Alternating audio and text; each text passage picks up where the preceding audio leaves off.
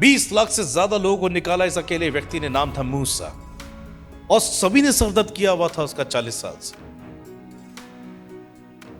कई वक्त पर बाइबल में हम पढ़ते हैं उसने अपने अपने कपड़े फाड़ डाले। कई बार लोगों का इतना क्रोध बर्दाश्त किया इस व्यक्ति ने, अगर वो परमेश्वर के स्वरूप में नहीं हो। बाइबल में एक ही व्यक्ति जिसको क्राइस्ट के साथ जोड़ा गया, दैट वाज मोसेस। इतना आशीष पाइए, जीसस क्राइस्ट के क्लन देखा गया उसे बाइबल। एक वो था जो लोगों को वहां छुड़ा के लाया, तो एक जीसस तो छुड़ा के लेके जा रहा है। और उसने लोगों का कलेश सहा, बदनामी सही। इवन क्राइस्ट के नेचर देखो, पतरस कहता है वो गाली सुनकर गाली नहीं देता था, यानी कि यीशु मसीह को गालियां पड़ती थी।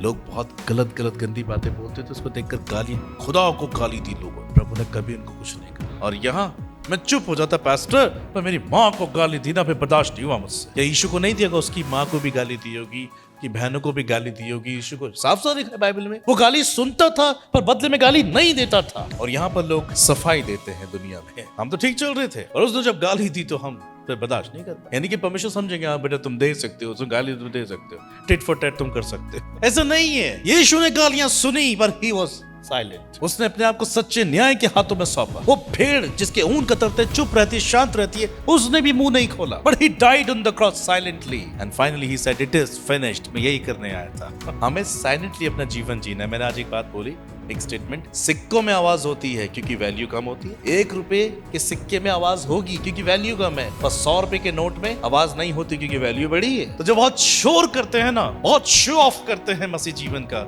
ये सिक्कों की मान गिने गए। पर जिनकी वैल्यू बहुत है वो साइलेंट रहते हैं। गॉड का काम दिखता है। हमें शोर करने नहीं, मगर दुनिया के शोर में प्रभु की आवाज सुनने के लिए चुना गया है। और तभी सुन पाओगे जब लिविंग सैक्रिफाइस हो, शरीर जीवित हो। आप प्रभु की आवाज को सुनो।